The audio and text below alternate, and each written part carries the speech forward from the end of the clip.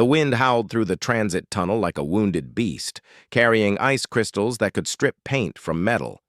Sarah Chen pressed herself against the curved wall, feeling the cold seep through her thermal suit despite its advanced insulation. The tunnel stretched endlessly in both directions, a massive tube carved through the mountains of Arcturus Prime, connecting the mining colonies to the central hub. She had been walking for 6 hours now, ever since her transport pod malfunctioned and died in the middle of nowhere. The emergency beacon on her wrist blinked steadily, but she knew rescue wouldn't come for at least another 8 hours. The storm outside made flying impossible, and ground vehicles couldn't navigate the treacherous mountain passes. She was alone, or so she thought, until she heard the sound. It was faint at first, almost lost in the howling wind. A mewling cry, high-pitched and desperate. Sarah stopped walking and listened carefully. There it was again, coming from somewhere ahead. She quickened her pace, her boots crunching on the frost-covered floor. The tunnel lights flickered occasionally, powered by emergency batteries that were probably decades old. She found them huddled in a maintenance alcove, 3 small creatures no bigger than earth kittens. Their fur was a pale blue, almost white, and their large eyes reflected the dim light like tiny moons. They were shivering violently, their small bodies pressed together for warmth. Sarah recognized them immediately, Kylarian cubs. She had seen adult Kylarians at the trading posts, tall, graceful beings with crystalline horns and voices like singing wind. But she had never seen their young before. The cubs looked up at her with those enormous eyes, and Sarah's heart clenched. They were dying. The tunnel temperature was dropping rapidly as the storm intensified outside, and these creatures were built for the warm forests of their homeworld, not the frozen wastes of Arcturus Prime. One of the cubs tried to crawl toward her, its movements weak and uncoordinated. Sarah knew the statistics. Humans were one of the few species that could survive in extreme temperature ranges. Their evolution on Earth, with its wild climate variations, had made them incredibly adaptable. What felt brutally cold to most species was merely uncomfortable to humans, and right now her body was generating precious heat that these cubs desperately needed. She didn't hesitate. Sarah unzipped her hood and carefully scooped up the first cub. It was so light, weighing almost nothing in her gloved hands. The little creature made a soft sound, somewhere between a chirp and a whistle. She tucked it gently into her hood, the oversized thermal hood that most aliens found ridiculous, but humans loved for its practicality. The cub immediately burrowed against the back of her neck, seeking warmth. The second cub came willingly, its tiny paws reaching for her. She placed it in the hood next to its sibling. The third cub was the smallest, barely moving. Sarah picked it up with extra care and added it to her hood. 3 small bodies pressed against her neck and shoulders, their cold skin slowly absorbing her body heat. She zipped up her suit and adjusted the hood carefully, making sure the cubs had air but were protected from the wind. Almost immediately, she felt them start to relax. The shivering gradually decreased, and then, to her amazement, they began to purr. It wasn't like an earth cat's purr. This was different, a melodic vibration that seemed to resonate through her entire body. It was beautiful and strangely comforting. Sarah started walking again, moving at a steady pace to keep her body temperature up. She needed to generate heat, not just for herself, but for the 3 lives depending on her now. Her mind raced with questions. How did these cubs end up here? Where were their parents? Kylarians were devoted caregivers, known throughout the galaxy for their strong family bonds. Something terrible must have happened. As she walked, she activated her comm unit. The signal was weak, but she managed to send out a message describing the cubs and asking if anyone knew about missing Kylarians. The response came 20 minutes later, crackling with static. A Kylarian trader named Shara answered, her melodic voice tight with worry. 3 cubs had been lost when a transport accident occurred 2 days ago.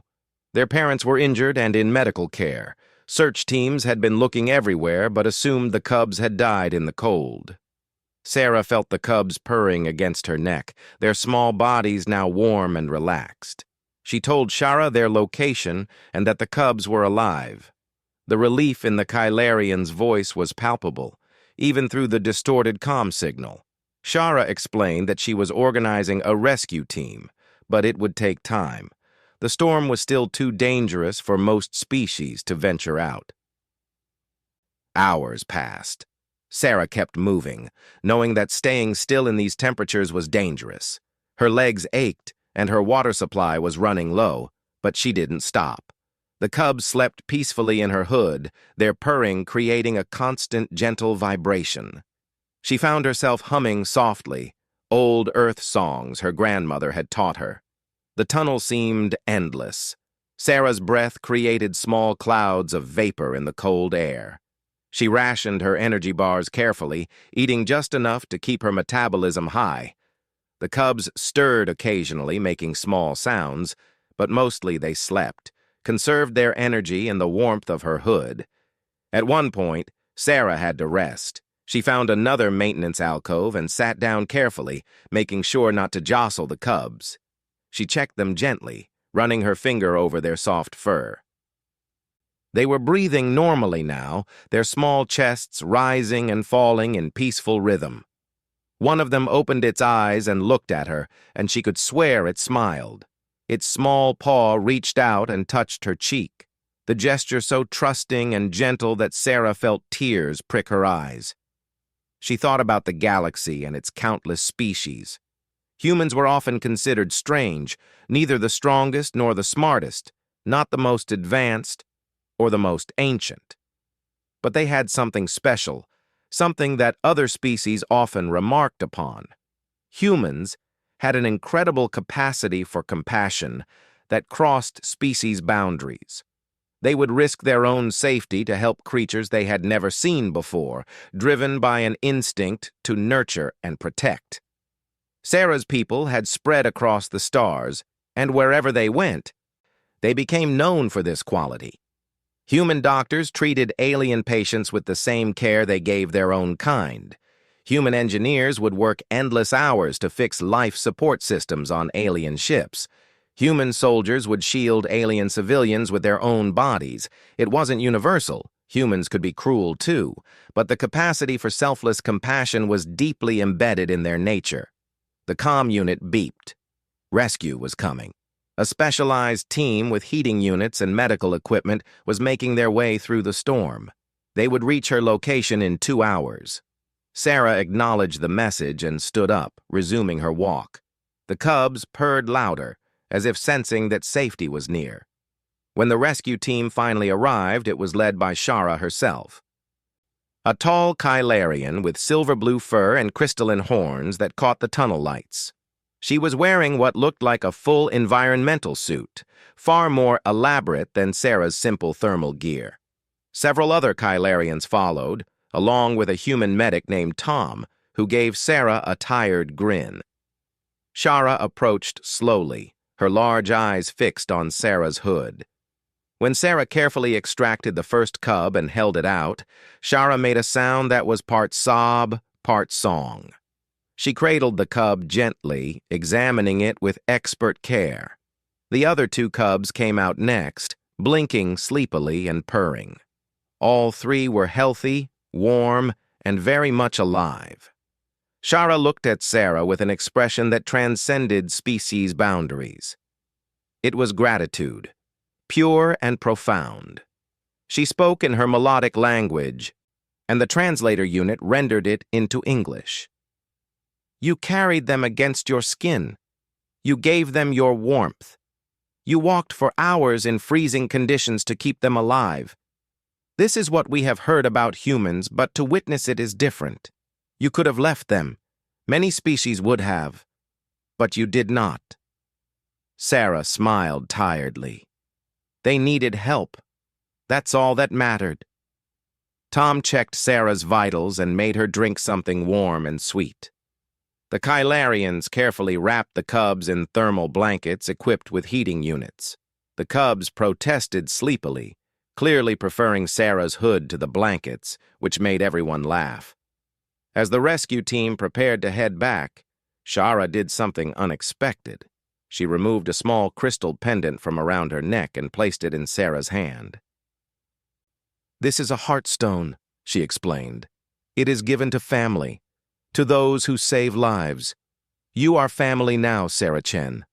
Those cubs will remember you always. They will carry your scent, your warmth, your kindness in their memories.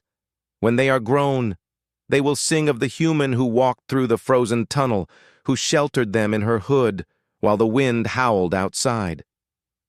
Sarah looked at the crystal, feeling its smooth surface against her palm. It was warm, probably from Shara's body heat. She closed her fingers around it and nodded, too moved to speak. The journey back was faster with the rescue vehicles. Sarah sat in the heated cabin, wrapped in blankets, watching the cubs sleep peacefully in their specialized carriers. They would be reunited with their parents soon. They would grow up and become part of Kylarian society. But they would always remember the night they spent purring in a human's hood while the wind howled through the transit tunnel. That's what humans did, Sarah thought. They carried others through the storms. They shared their warmth, their strength, their stubborn refusal to give up. It wasn't always enough, and it didn't always work, but they tried. In a cold universe full of dangers and darkness, humans brought warmth. And sometimes that made all the difference.